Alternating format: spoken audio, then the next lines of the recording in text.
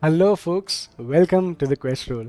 In this video, I'm going to talk about why Dragonbane TTRPG system should be something that you need to try if you're new to fantasy TTRPG.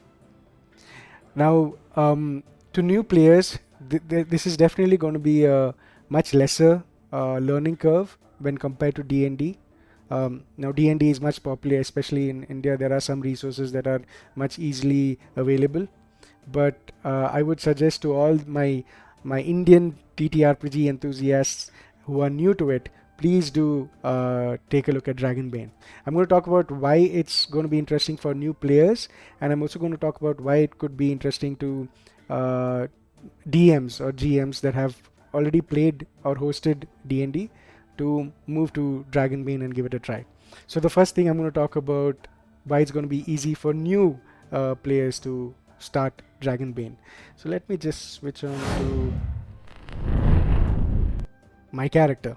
So one thing I would like to talk about, the main thing that I would like to talk about, it's much simpler to create characters in Dragonbane, and so this was my first character that I created, which is a Wolfkin. So it's not races in Dragonbane, it's skin. So there's Wolfkin, there is Malads that are like ducks, like Donald Duck and McScrooge, inspired by those characters from the Disney universe.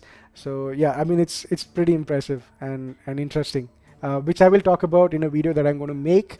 In that video, it's going to be a guide where I'm going to talk about the lore. I'm going to introduce the lore of Dragonbane. I'm going to talk about certain core game systems that are specific to players. So the players just need to know those specific rules to get into a game session. And the third part of it would be a little more deeper core game mechanics, so that the DMs can check it out and understand how those mechanics work in Dragonbane. Right. So stay tuned. More videos coming really soon.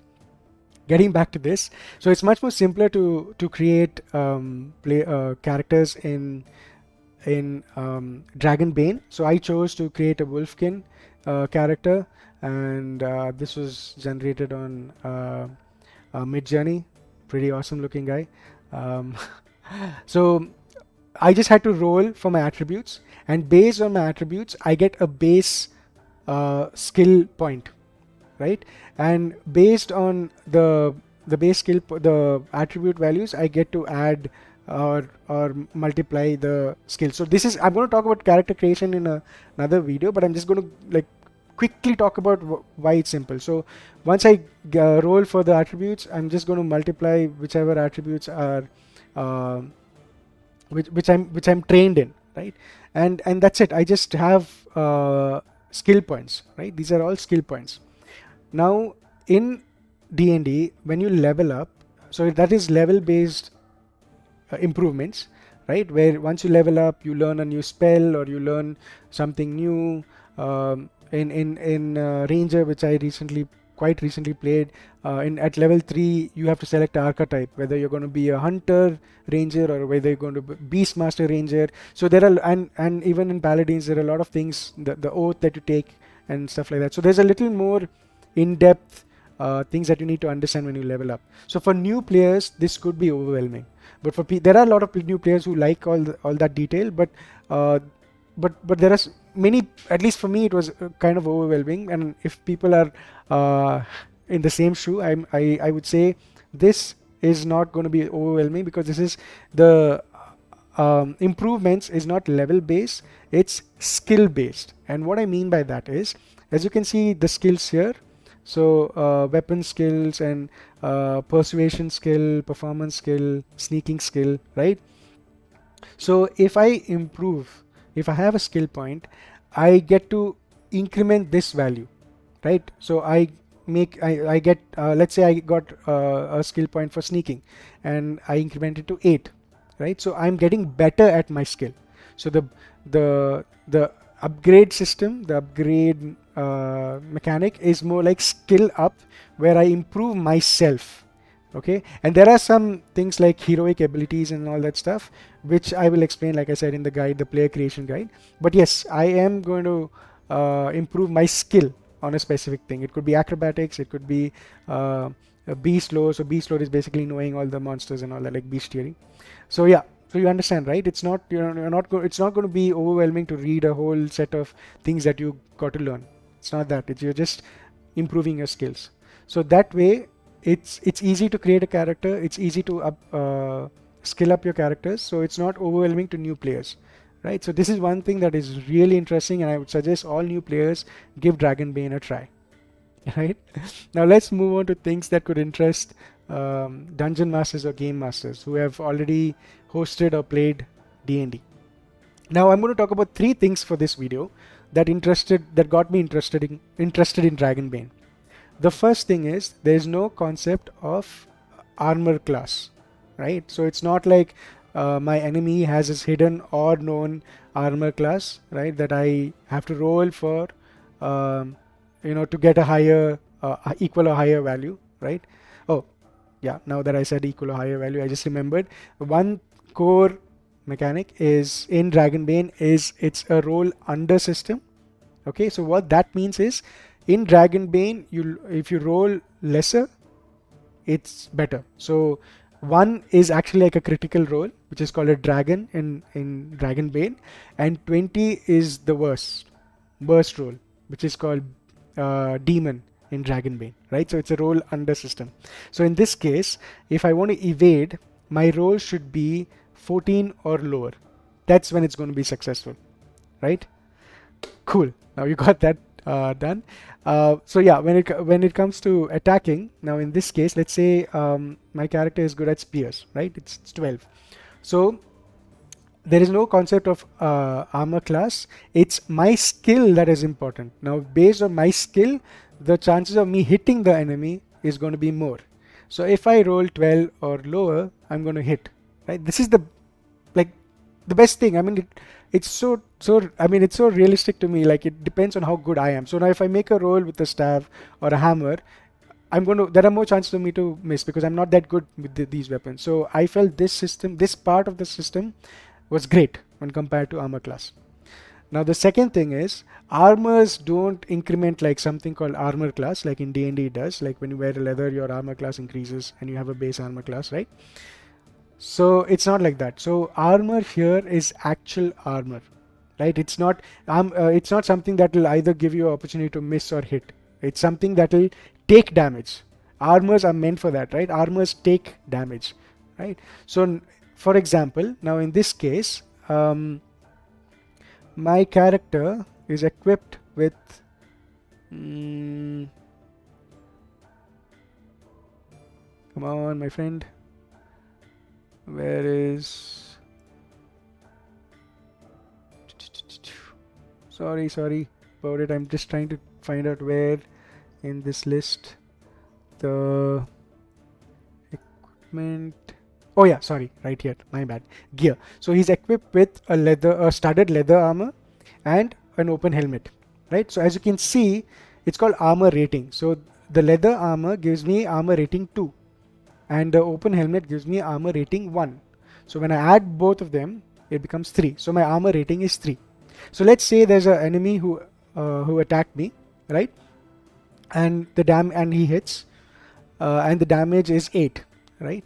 So if the enemy does a damage of 8 and it's successful in this example, I would minus 3 from that damage. So it would be 5. So my HP reduces by 5. Right?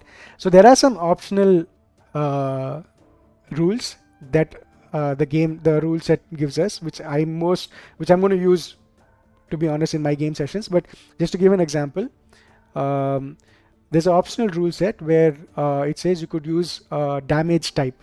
So what that means is a sword weapon has slashing damage and piercing damage. So they thrust, it's a piercing damage, and if they swipe, it's a slashing damage, right? And club is a bludgeoning damage. So based on the damage, the armor can also be efficient towards some damages. So for example, leather armor are efficient towards bludgeoning damage. So in that case, if the enemy is doing a bludgeoning damage against me, my armor has +2. So what happens? It becomes 3 + 2, 5. So 5 minus 8, I just take 3 damage. But if it's a slashing damage, it will not work. If they're using a sword and it's slashing and piercing, it will still remain 3. But the armor does absorb certain damages, right? So this is something that I really like. It feels more real, like I said. The skills, the skill using skills rather than armor class, and using actual armor rating to absorb some damage before I take damage. This is the second thing that I really like. And the third thing, which is more related to initiative, right? When it comes to combat, initiative is basically role-based initiative, which is each round has a different initiative, and it's a card-based initiative. So if you're physically playing the game, it would be shuffling a card, and then each player selects a random card, and based on that number, they have the initiative order, right? And each round it's different. So the first round you could be first, the next round you could be last or somewhere in the middle. So each round it changes. But in D&D, once you do an initiative roll until the combat ends, you have the same order, right? So this is something very different and something new to me. So I like that. But that's not the main thing that I want to talk about. The third part that I want to talk about is there's a system called waiting in combat. So this gives you a tactical strategic approach here. So you can actually strategize a little. So what does waiting do? If let's assume that I'm the first person in the combat turn. It's my first round. Like my order is 1, initiative order is 1, and I do not want to attack yet. I want to play defensive. So what I can do is I can switch my order with maybe my teammate, my party member, or the enemy.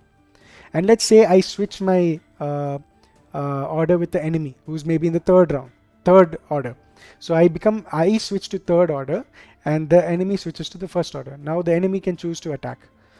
Now the advantage of this is when I go to defensive mode, I haven't used my action, so I can use my action for either evading the attack or parrying the attack, right? So evading is just moving, dodging it, and parrying is using my sword or my shield to block the attack, right? So there are chances that I could get a critical, like a dragon, which is 1, like the critical roll, right? And get a counter chance.